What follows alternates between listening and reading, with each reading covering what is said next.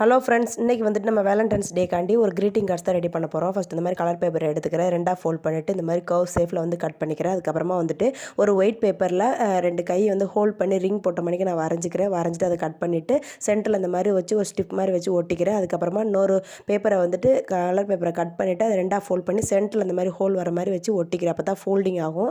அதுக்கப்புறமா வந்துட்டு அங்கங்கே குட்டி ஹார்ட் ஒட்டிட்டு ஃப்ரண்ட்டில் வந்துட்டு நம்ம டெக்கரேட் பண்ணுறதுக்காண்டி சென்டரில் வந்து ஒயிட் பேப்பரை ஒட்டிட்டு 3 ஹார்ட் வந்து வரைஞ்சிட்டு ஐ லவ் யூன்னு சொல்லிட்டு உள்ளே எழுதிக்கிறேன். அதுக்கப்புறமா ஒரு ஃப்ளவர் வந்து மேக் பண்ணி மேலே வந்து ஒட்டுறதுக்கான நான் ரெடி பண்ணிக்கிறேன், பிங்க் வித் ஒயிட் கலரில்.